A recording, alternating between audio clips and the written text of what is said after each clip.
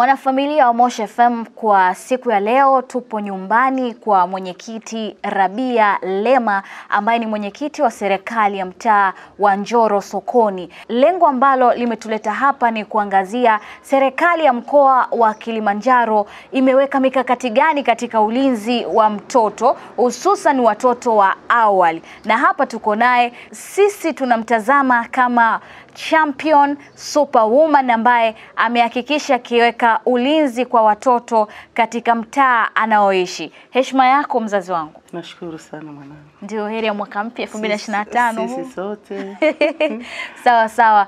Tunatamani kufahamu chachu ya wewe kuweza kuwa superwoman katika kuhakikisha unakuwa kinara katika ulinzi, naweza kusema kwamba katika ulinzi wa watoto. Chachu uliweza kuipata wapi? Kusema kweli mwaka 2015 baada ya kuchaguliwa kuwa mwenyekiti wa serikali ya mtaa, niliitwa na shirika la Amani Center, wakanishirikisha kwenye semina yao ya kuwa ilikuwa inafunza ulinzi wa watoto, usalama wa watoto. Kwa hiyo katika ile semina nilianza kuingia pale, tukapata mafunzo jinsi ya kuwalinda watoto na jinsi tukipata watoto mtaani tunapeleka wapi na kitakachofuata. Ikafikia mahali sasa na mimi wakaanza kunipa watoto. Kwa hiyo tulianza kusoma pale, tukaanza kupata watoto kweli, na shirikisha afisa maendeleo, na shirikisha ustawi wa jamii, mwisho na shirikisha Amani Center. Nadhani baada ya mwaka 2013 nilipata mama mmoja na watoto watatu ambaye mama yake alimtelekeza, alikuwa anaitwa Mama Devi. Kwa hiyo nilikaa naye nikamshirikisha Amani Center, wakaja wakawa wanamsaidia mtoto wake kusoma, alikuwa darasa la 7. Mpaka sasa hivi yule kijana wanamsomesha yuko sekondari. Na yule mama alisomeshwa mtoto wake mwingine alikuwa ni mlemavu. Kwa hiyo ikabidi aweze kupata sehemu yake ya kuishi mwenyewe sasa hivi. Lakini pamoja na hayo nikapata watoto wengine, mmoja amesharudi Mwanza. Sasa hivi na watoto ambao niliwapata, mmoja na miaka 4 kwangu yuko darasa la 6 la 7 sasa hivi, na mwingine yuko darasa la 4. Kwa hiyo huyu wa darasa la 7 anafanya mtihani mwaka huu, na nimekaa naye. Yeye alipata mateso, alikuwa ametokea Marangu, akafukuzwa na bibi yake, hamjui baba yake aliko, hamjui mama yake aliko. Kwa hiyo alitoka Marangu kwa mguu mpaka akafika kwangu, vijana wa bodaboda wakamleta. Baada ya kuwa nimeishi naye, nikamchukua na mwalimu Amani Center nikamrudisha kwao. Walipofika wakamfukuza tena. Kwa hiyo ikabidi jirani mmoja nikawasiliana naye mwenye duka, nikamwambia basi mpe nauli arudi, ndo akarudi. Nikaanza kuishi naye tena, akaendelea, nikamtafutia shule ya Njoro. Kwa hiyo anasoma hapo shule ya Chemchemu, anasoma Chemchemu, na sasa hivi anamaliza darasa la 7 Mungu akijalia. Na huyu mwingine alikuwa analala mabarazani, alikuwa hana mama, ni yatima. Lakini baada ya kumchukua nikakuta yani ni mkorofi, alikuwa anaishi na babake lakini ni mkorofi, mdokozi na nini. Nikamwambia babake acha nikae naye, huyu atakaa sawa kwa sababu kuna watoto. Kweli amekaa sawa. Sasa hivi yuko darasa la 4. Lakini pamoja na hayo napataga watoto wengine siku mtoka Marangu kwa mguu, wakaja Moshi kwa miguu, watoto wawili wanatafuta baba yao ili waweze kwenda shule. Nikakaa nao, walitoka Kibosho Kindi. Nikakaa nao wale watoto, nikatafuta mawasiliano ya ndugu zao, nikawasiliana na Moshi FM, ikawa bahati ikatangazwa kwenye redio. Wazazi wa wale watoto wakaja wakaongea vizuri hapa, wakaomba, wakachukua watoto wao tukawapa unyo kupitia mwenyekiti wa serikali ya mtaa. Lakini pamoja na hao napata watoto, na hata hivyo juzi kushindaje, yani usiku kwa mkia leo nikapata mama ametokea Boma Ng'ombe, ana watoto 3, lakini akasema hapa amekuja kwangu na watoto 2, kwamba ameshika kwa mume wake mwaka wa 3.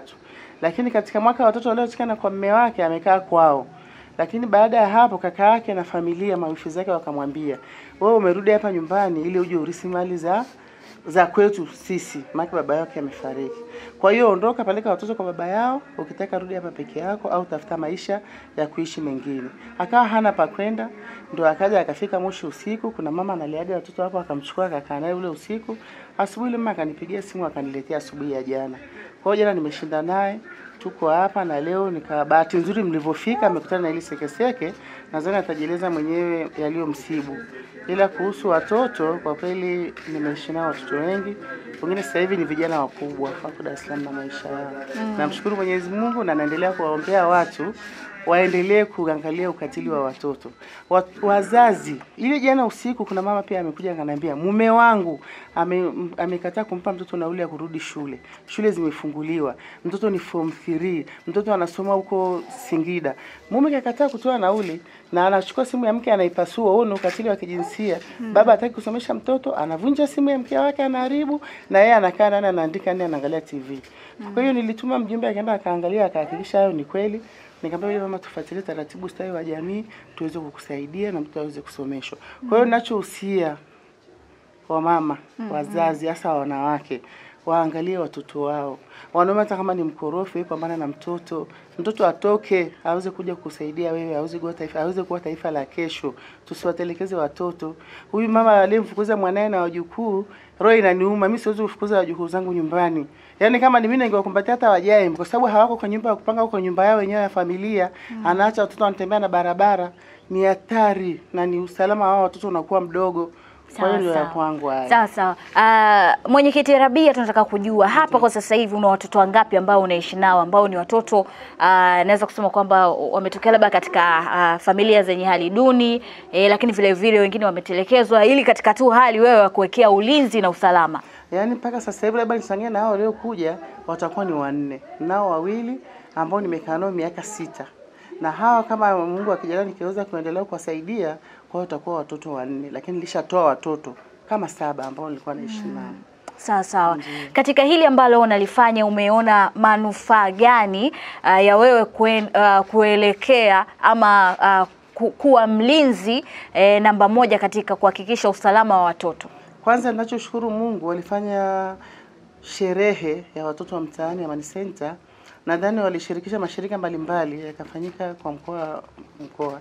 Nadhani pale walinitunuku cheti cha mlezi fit person, yani mlezi bora wa watoto. Nilipata cheti, nashukuru ninacho. Kwa hiyo baada ya hapo pia mkoa pia unaangalia, mkoa wa Kilimanjaro serikali inaangalia. Nadhani hiyo siku nilikuwa naumwa. Walifanya pale Manyema mkutano wa mwaka wa watoto, wiki ya watoto wa usalama na barabara, yani watoto wanaoishi mtaani. Wakafanya maadhimisho pale ya watoto wanaoishi mtaani, siku ya watoto wa mtaani. Walifanya maadhimisho, serikali nayo inafuatilia. Kwa hiyo wazazi tunatakiwa tukiwa hivyo tuona serikali, tunajua kwamba serikali inafanya nini. Na tunavyoiga sisi, watuige sisi wale wengine ambao hawafanyi hayo. Wasije mtoto anakuja kwako kisa chakula cha shida unawafukuza. Hapana, kile mnachokula nyie kuleni nao. Kweli kabisa. Hakikisha wale watoto nao mnashare nao, wawe na maisha mazuri. Ni watoto wengi hata wakubwa wanakuja. Unakuta mtu amekuja na watoto anakaa hapa siku 2-3 unaondoka. Huwezi kusema ili nilifanyie vipi. Lakini uzuri ni kushirikisha ulinzi wa watoto na usalama. Alafu kinachochangia watoto wa mtaani na watoto wanateseka ni ugomvi wa wazazi. Mfano huyu mama mume wake amegombana naye, akaamua na yeye atelekeze wale watoto aondoke aende anakojua. Hao watoto tayari wako hatarini. Kwa hiyo kitu kizuri ni kukumbatia watoto, hasa wanawake, ndio ninachowahusia zaidi. Sawa. Lakini vile vile unatoa rai gani ama ushauri kwa viongozi wenzako, kwa sababu wewe unazungumza leo kwa niaba ya wenyekiti wa serikali za mitaa. Kwa hiyo unatoa rai gani kwa viongozi mbalimbali katika kuhakikisha ulinzi wa watoto unakuwa ni namba 1? Pia naongea kama natoa ushauri, mimi mwenye kiongozi mwenyekiti wa wenyeviti. Nashukuru wenyeviti walinichagua nikawa tena kiongozi wao. Ninawashauri wale wenyeviti kwanza ambao sisi ni ngazi ya chini, tuhakikishe tunaangalia usalama wa watoto mahali kokote, siku yoyote, yani tuangalie ulinzi na usalama wa watoto. Hilo litakalokuwa kazi kubwa sana katika mtaani. Na katika agenda zetu za mtaani, huwa tuna agenda ya ulinzi na usalama wa mtoto. Kwa hiyo hilo linakuwa kila siku kwenye mikutano, baada ya miezi 3 huwa wenyeviti ile swala wanalizungumzia na kufuatilia. Kuna mtoto ni mkubwa, ni kijana mkubwa miaka 27. Alikuwa anafungiwa ndani na wazazi wake. Babake alifariki na mama yake akawa anamfungia ndani kisa ana upungufu kidogo. Tulifuatilia na afisa maendeleo na kamati yetu ya ulinzi na usalama wa mtoto. Tukafuatilia tukaweza kumtoa yule mtoto ndani, akapeleka hospitali, akawa anaendelea na maisha yake kidogo vizuri. Lakini bahati mbaya mwaka jana akawa amefariki yule kijana. Kwa hiyo ni haki, ukiona kama uone mtoto nje, fuatilia mama fulani mtoto wako yuko wapi. Ukiwa unaona kuna mtoto kaja mtaani labda na hali ya haeleweki, hakikisha unamhoji, unafuatilia mwenyekiti, unafuatilia mtendaji, yule mtoto muweze kumsaidia. Ni wengi wanalala mabarazani, lakini tumeweza kufanya nini kuwaokoa. Kwa majina naitwa Jackson Haruna Yona, jina maarufu mtaani naitwa Msafiri. Kuhusu swala la ulinzi na malezi ya watoto katika mtaa wa kwetu wa Njoro, kwa kweli katika hali iliyo salama kabisa. Watoto wakipotea labda wanafikishwa kwa mwenyekiti wetu ambaye Rabia Lema, ambaye kwa jina maarufu ni Mama Ashrafu, na wanapewa hifadhi na wanalindwa, wanakaa katika hali ya amani. Na baada ya hapo mara nyingi tunapata mashtaka mengi, matatizo ya majinsia ya watoto, labda ubakaji au matatizo mbalimbali ya watoto, labda watoto ambao hawapelekwi shule na watoto na wazazi wamekaa nyumbani kwao hawapeleki watoto shule. Tunapata malalamiko kama hayo, kwa hiyo tunafuatilia pamoja na mwenyekiti, tunajua kwa mtoto huyu ana miaka fulani au mfano atakuwa shule, atakuwa apelekwe shule. Kwa hiyo kwa swala lote kamili kuhusu watoto, kwa kweli katika mitaa yetu na kata yetu kwa kweli iko salama kabisa chini ya uongozi wetu Rabia Lema. Na serikali ya mkoa inachulika juu ya jambo hilo, pia wanaongelea sana juu la hilo, na pia watuhimiza sana juu ya ulinzi wa watoto na kujisi ya malezi ya watoto, jinsi watakiwa wapate hifadhi. Watoto wanatakiwa kulelewa katika hali nzuri, wapate sehemu ya mapumziko, wapate kula, wapate shule na elimu bora. Kwa hiyo serikali pia inasisitiza jambo hilo sana, serikali ya mkoa pia inasisitiza jambo hilo sana pamoja na uongozi wote wa mkoa. Kwa hiyo mimi nadhani kupitia uongozi wa mtaa na uongozi wa mkoa kwa swala la watoto kwa kweli liko salama kabisa. Kwa majina naitwa Adija Mohamed Maviru. Naishi Njoro Sokoni. Kwa kweli kwa hili swala la watoto, mwenyekiti wetu anajitahidi sana kupinga vita vya ukatili wa watoto. Anapambana hata watoto mitaani wakiwa wanazunguka usiku hawajulikani waliko, mwenyekiti akipewa tu taarifa huwa anawahifadhi mpaka baada panapopata muafaka, wazazi wakija anawakabidhi. Kwa kweli ni mfano wa kuigwa kwa sababu ni mtu ambaye anajitolea sana.